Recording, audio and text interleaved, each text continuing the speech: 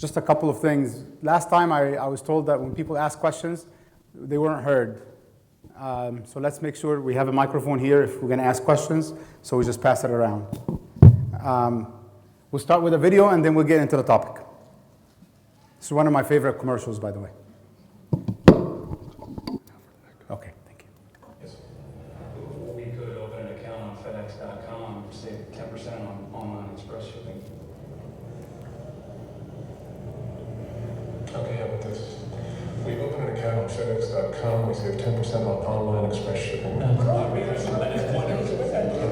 You just said the same thing I said, only you did this. No, I did this. Makes all the difference.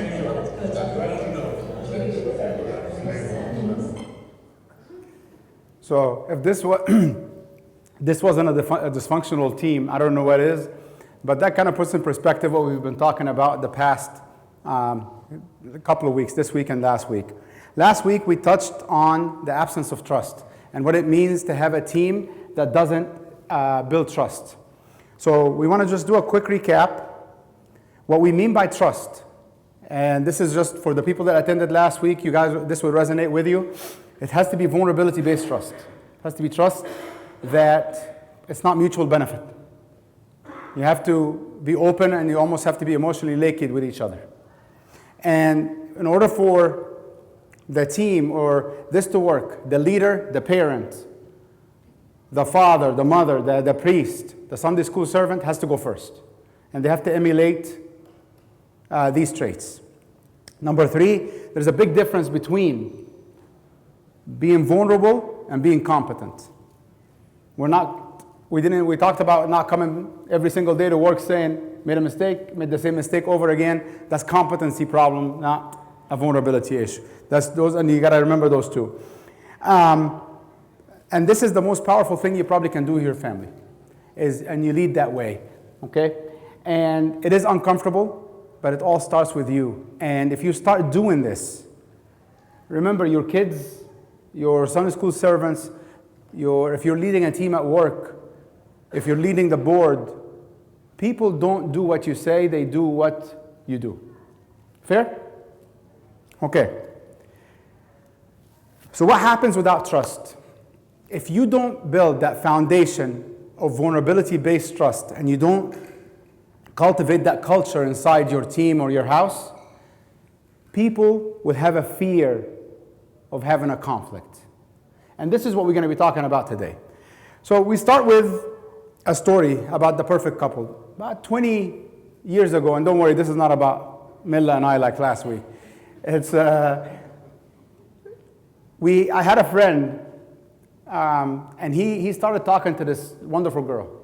She was good looking, you know. He's good looking, and they were just, every time you see them, they're holding hands, you know, they're hugging, you know, all cute, kiddo, you know.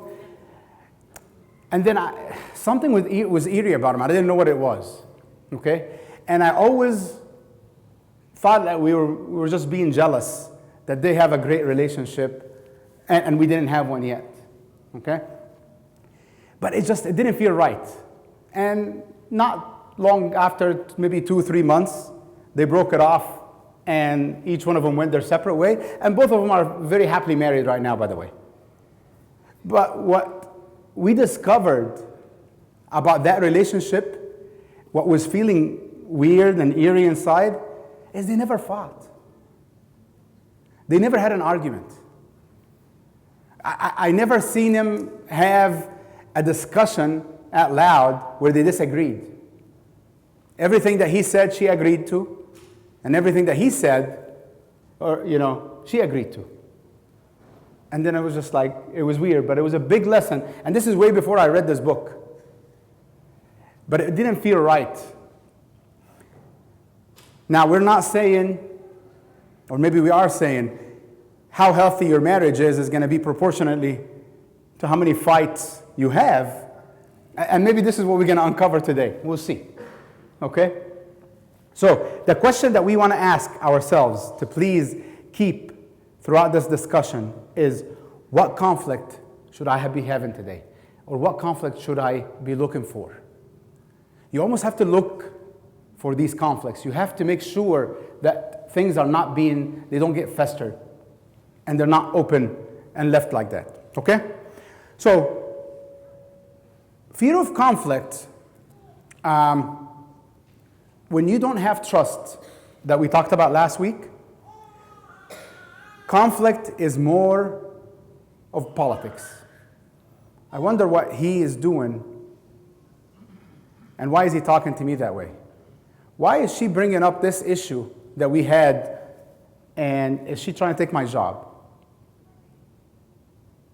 Okay, why did this taunt speak to me that way in church? She doesn't know me that well. So if you don't have trust as a foundation, conflict becomes politics.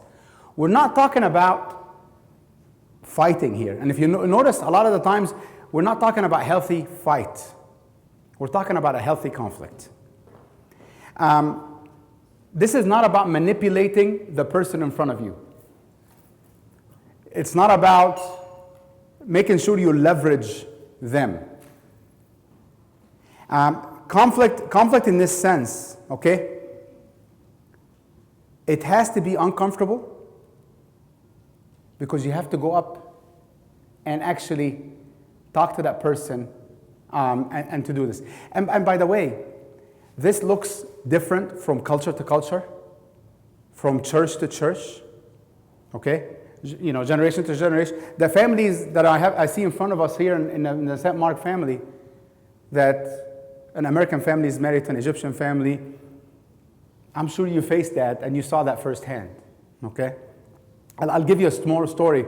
We're in Egypt 25 years ago, and my brother and I, we went back to visit the family, and when we left, I was 5'1", 5'2", 230 pounds. Like, I looked like a ball. I was like this. But then we came back, and then we went through our growth spurt and 6 foot and all that. Still the same weight probably, but it went elongated.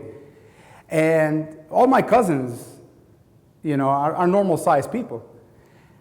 And I remember I was talking to my sister this morning, and I said, hey, we're doing this talk about fights and conflicts and all that. And she said, remember the story when you and Nader were there, and you guys were fighting about clothes, and you were throwing things at each other, and you guys were fighting and wrestling, and then the whole family kind of like went in the corner, and everybody was all scared.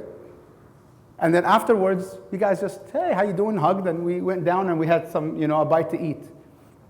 And it made me laugh, but that's the essence of what we're talking about here.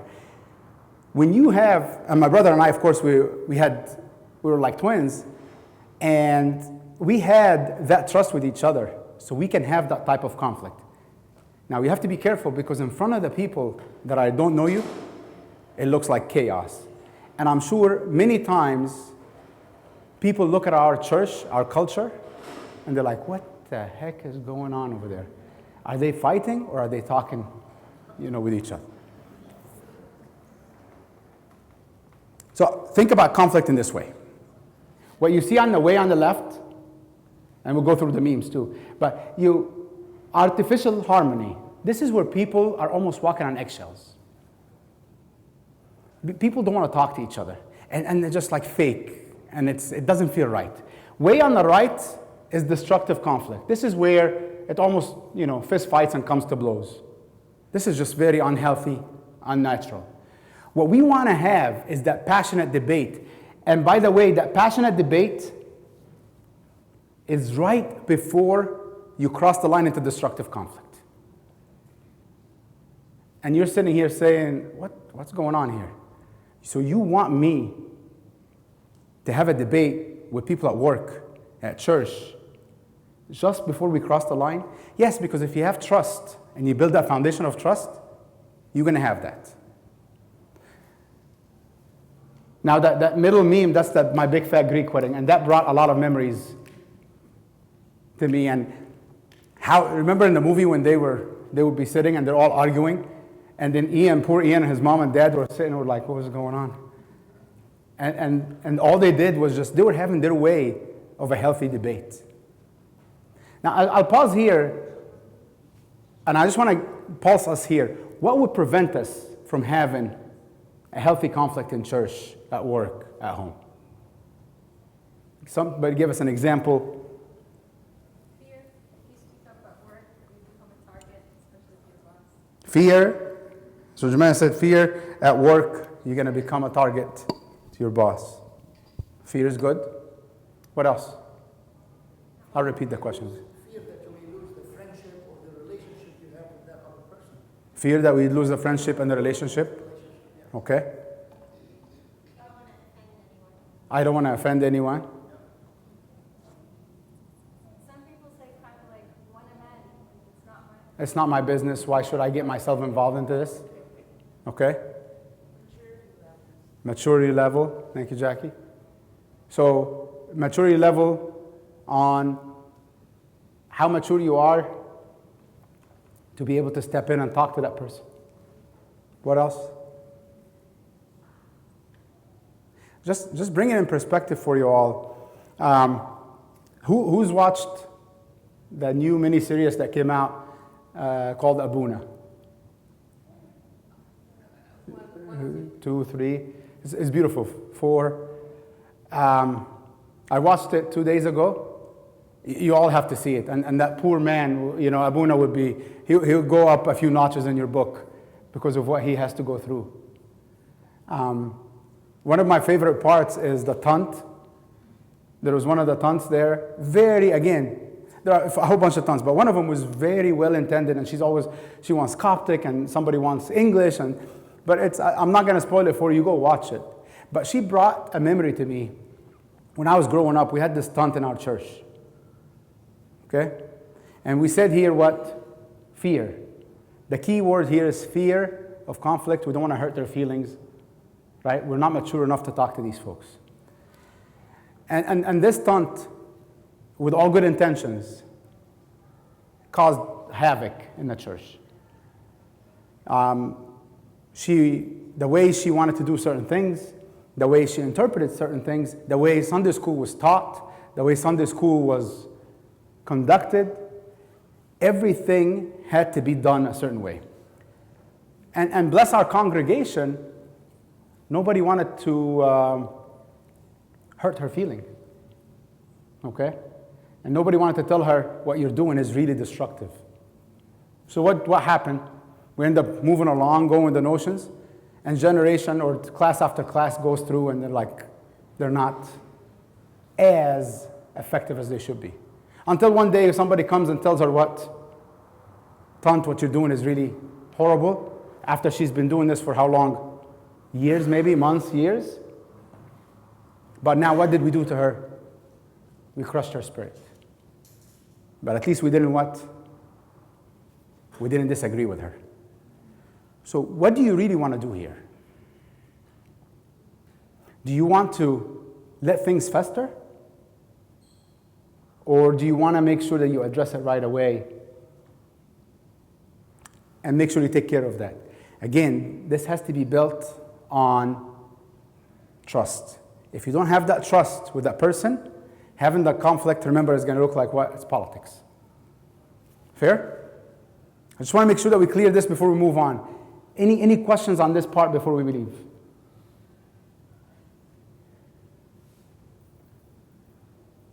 Okay? So lucky for us, Christ showed us the way. And in Mark 9:33, there was a big argument between him and the disciples about who is the greatest.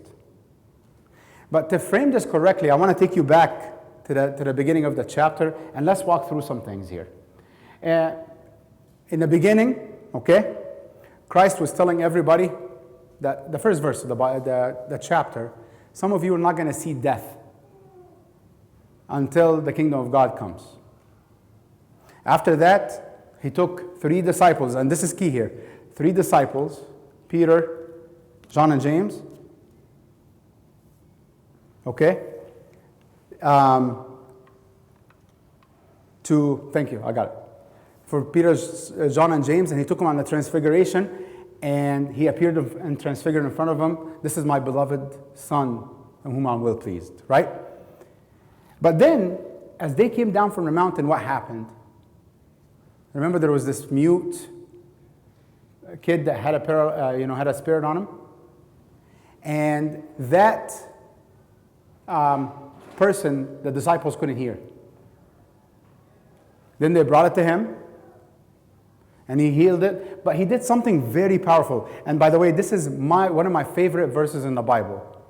The father came to him and he was begging him and said, "What? Please heal my son." They couldn't heal him. He was crying. And Christ told him, believe and it will be done. And then the father said one of the most powerful verses you'll hear. He goes, "Lord, I believe. Help my unbelief." I love that verse. Okay? And it represents a lot of things that we do every single day. But then after that, he was on the road. They talked about how the Son of Man would be betrayed. And then they talked about who's the greatest among them. And then when they arrived in the town, Christ said, "Hey, what are you talking about? What were you guys doing here?" And then he sat them down. And what did he have? He had a healthy debate with them. He let them have that conflict with each other. So notice what Christ did here. Christ did not leave him and say, "You know what? This is nothing. We'll deal with it later." Christ did not solve the problem for him, as many of us do, and we'll see in a little bit. He allowed them to have, because doesn't he know everything? Couldn't Christ step in as they were walking? And then he would said, "Hey, what are you all talking about here?" And he would have solved it right there on the road. But what did he do? He allowed them to have that debate, to have that conflict, because he's already been working on them to build that trust. So it's part of the process. And what's very powerful here is, and then he goes in, they realize what's going on, and then he goes into whoever wants to be greatest has to be like one of these little children, and so forth. It is extremely important to allow time for people to have that debate, that conflict. It's extremely important for all of us here to have that conflict with each other. Otherwise, things become, you don't address them correctly, and then it turns out much worse in the long run, like we were just talking about one of the tons. So, again, here's some more steps that he gave us to deal with conflict. And you'll find this in Matthew 18, okay, verses 15 to 17. Maybe somebody can help me out here. What did Christ tell us when you have a conflict with somebody? To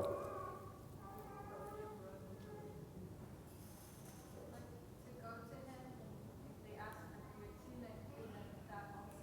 I will go the second mile with him. Hold up, let me give you this. I was told to give you guys this. And pass it with each other, please. Help me out. Okay, so I'll give the other one. I think Jesus said a lot of things. I'm not sure specifically for Matthew 18, but one of the things I do recall is that he said to reconcile with your adversary quickly on the way before it kind of gets bigger. Awesome. I'll leave that. So that's a good one. This is not it, but this one is a good one. That's another one. What else? Who has another idea? How to deal with conflict? Give us some steps, recipe to deal with conflict. Microphone.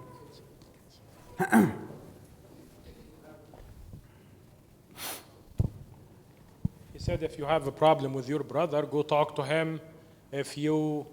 So, okay, this is it, Sharif. Yeah, if not, then bring the priest. If not... Let's take it step by step. So the first one. Yeah, go talk to him. So first, private confrontation. Okay. So that's the first step.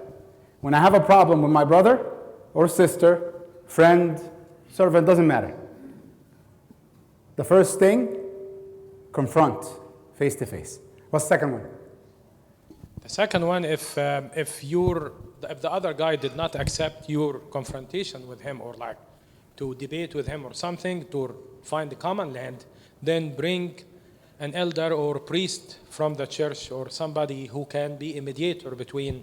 Bring 2 or 3 people with you. Okay? So that's the second thing. First, I'm going to talk.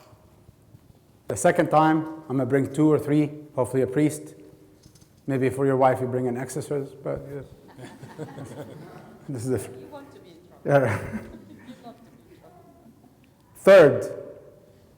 Third, he said, like, just you've done your part, then you went the extra mile. He didn't say you should hate him or anything. He said just consider him as a just normal person. You don't have to be very close to him. Yeah. So we got four things. Confront separately, bring 2 or 3 people, bring the priest, that's somebody from the church that you trust, and then after that, you've done everything that you can. Yeah. So we have at least a little bit of a recipe here, okay, on how we can go about this. Amani, you're going to say something. No, actually, I will work for you. No, thank you. Any more thoughts on what the church has to say about this before we move on? Okay? Sam? So what happens if you and that person don't have trust? You can't go through these 4 steps. Right. So my question is, not everyone that I want to confront, I have established trust with. But it's a great point, Sam. And I think the first one is, if you have the trust, you can do the confrontation by yourself. But if you don't have that trust built, you can start building the trust so you can go confront, or you can take somebody, and that's what I like about these steps, is you can take somebody from the church or somebody that you trust or that person trusts to be with you in that discussion. So if you don't have that trust, take somebody who has that rapport or trust with that person. Juman. No, because they can record. So I just have a question. Because you said festering, and sometimes in family you could have a conflict, let's say an uncle or something, and you become this passive-aggressive person because, I don't know, just the way I grew up, it's like you don't speak back to your elders, you hold back, they may say something, they may be down on you, and every time you see them, you kiss and you say hello, but deep down, you're wrestling with something. And so, I don't know if this helped me, because where I couldn't confront face to face, I just wrote it down in a letter and just kind of gave it to them with no expectation, but I needed to get out what I felt that person, so that it was really for myself, so that I could be at peace with it. So I like the letter idea a lot, Yeah. but I'll give you a caveat that you should think about when you do the letter. You write a letter and you put everything, and this is the lady by the name of Brene Brown. She's great. She's wrote a couple of books. One of them called Rise and Strong, and another one is Dare to Lead. But she said write a very rough draft of that letter and write everything in it. But then take it and tear it up, because that's has a lot of things that will insult that person. Then go write your letter and give it to that person. So she called it, I can't say the word, but rough first draft. And you do that first draft and it's really rough. But you'd be surprised how relaxing and relieving it is when you write that letter. It's a beautiful best practice for those of you who have done it before. It's the same thing as a journal. But if you're going to go send somebody, I don't recommend the first draft to be sent to anybody. fair. صوت عالي أعتقد. Okay, recording. Okay. You mentioned the fights between you and your brothers, right? And you mentioned a word chaos. It looks like chaos, right? I believe, I'm a big believer in we have a different mindsets, okay? Ana and Yasmin are different. أنا والناس اللي معايا في الشغل, people at work is totally different. We have different objectives. Maybe I'm right, maybe I'm wrong. Sometimes I'm right. It's not absolute in everything. And the first thing, in order to solve any conflict, this is from my humble opinion, that you have to have conflict with yourself first. This is the best way, once you start the conflict with others, to be ready to sometimes give up some of your opinions, accept other opinions. This is the right way to debate. But if I come to a conflict and I'm not well prepared inside myself, it would be like a real chaos fight. Yeah. That's why I'm differentiating between organized chaos and like crazy chaos. Because if you go via crazy chaos, we will insult, fight, maybe physical, whatever. You can expect whatever. You can But go. that's the destructive piece. Destructive, yeah. And we don't want that. Right. That's why you have, when you start a conflict, you have to have like intentions. That's why even legally here and commercially, once you started any contract, they are asking for, do you have intention to buy or sell? When you go to dealers, you write down, do you have intention to buy at this price? So the intention, I would say, is the biggest driver to solve. Back to Sam's point, I believe when I go to conflict, I'm not putting my trust in myself. I'm not putting trust in my emotions, or I'm not putting trust in Yasmin. Because maybe both of us are wrong, right? I'm put trust in somebody superior above us. Yeah. We are not controlling everything. If we are saying that's kind of craziness, إن احنا نقول we are controlling everything, even if I'm going to fight, there is some kind of percentage that I will lose. So I'm putting my trust in somebody above us because we are not controlling everything. Maybe I'm right at work, No, right? That's a great point. So intention, to put it in points, intention, do your homework, prepare, conflict yourself first before conflicting with others. It's great points. Thank you. No, خليه. So this is, all of us have been roaming around the same thing here. But I like the whole intentionality is huge. But I like what we're talking about with intentional conflict within that letter.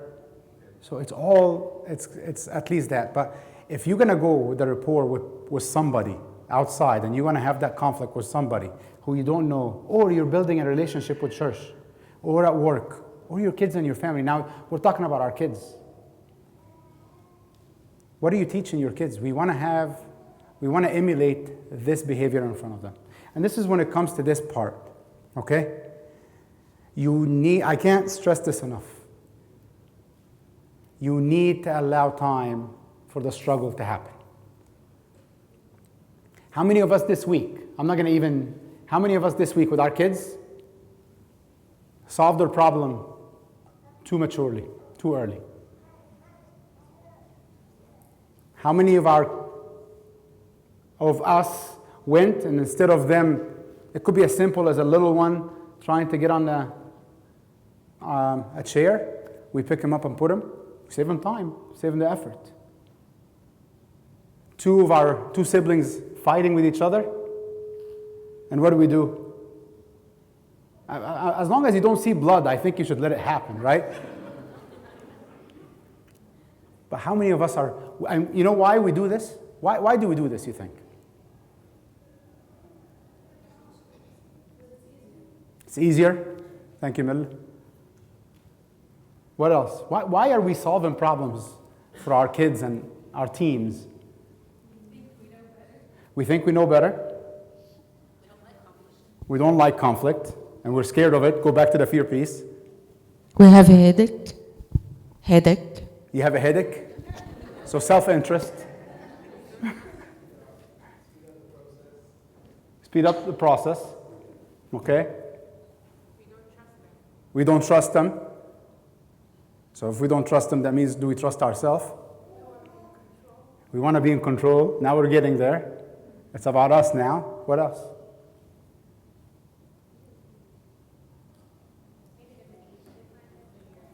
I said the blood, that's where the blood comes in.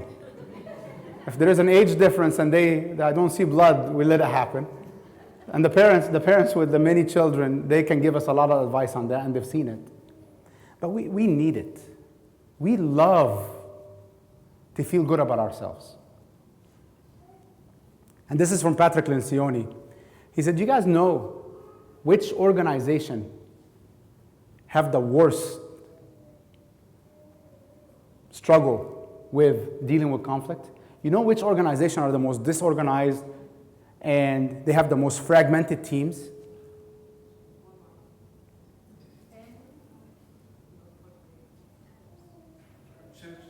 Church. So churches across the country have the most fragmented, disorganized teams. And is that because we hire mean people to run our churches?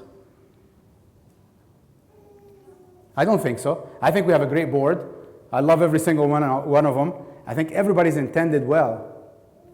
It's because everybody in churches is nice or acting nice.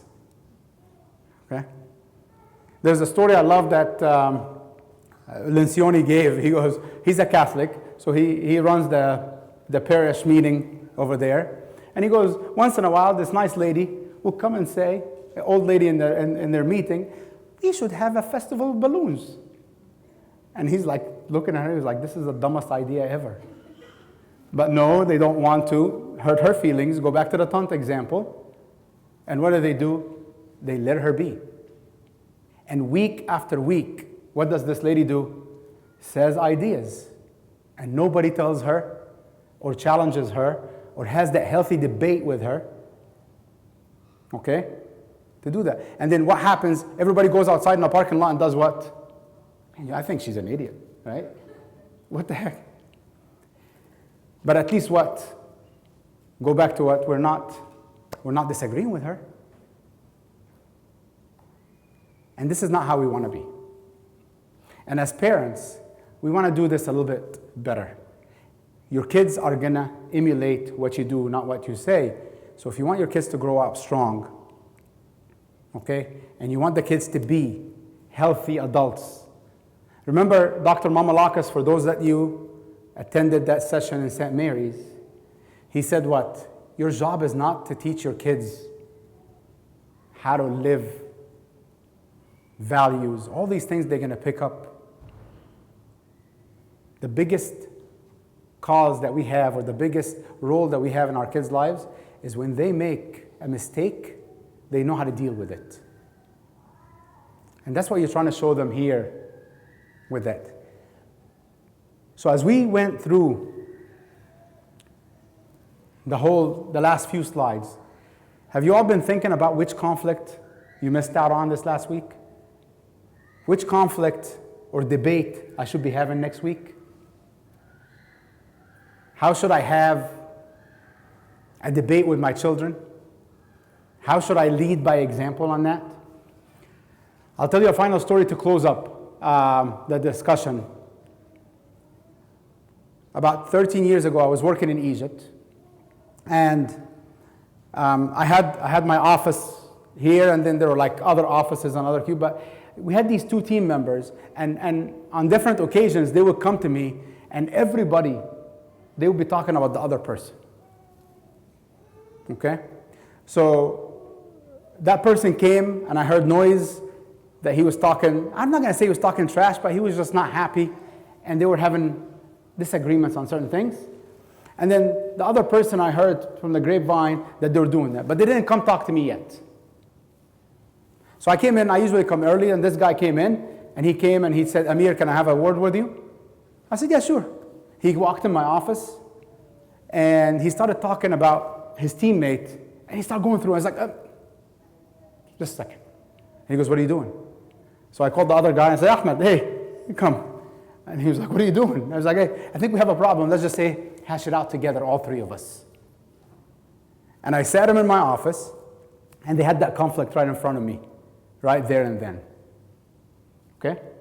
Do you all think that anybody ever came in my office talking trash about anybody else? Because they knew what I was going to do, right? I was going to get it right there, and we're going to have that discussion. And trust me, word got out quickly how this happened. And I went back several times and I changed roles and different things, and people came and told me about that situation many times. So hopefully that encourages you and gives you a little bit of an idea, and hopefully just to plant a little bit of a seed to encourage you to have that healthy debate, that healthy conflict. Because if you don't disagree and skip over these important conflicts, we're not going to be able to disagree and commit. And this is what we'll be talking about next time, is commitment, or lack of commitment when you don't disagree. We'll pause here. This is it. Any questions, comments, takeaways, anything that you want to share with us? I have a wish. I wish. So give him a microphone. Wish.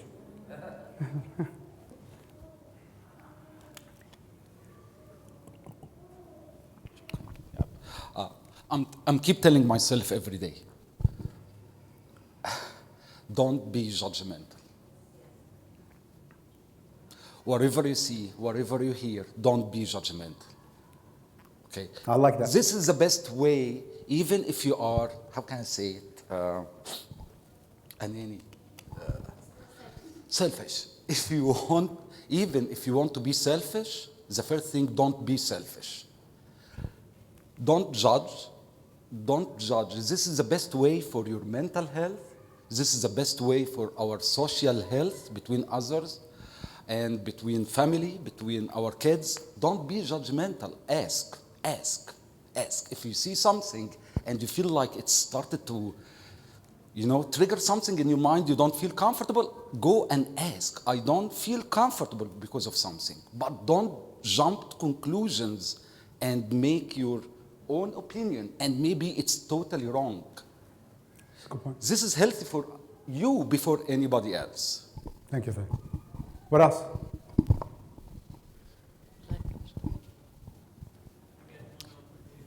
James. Exercise, yeah.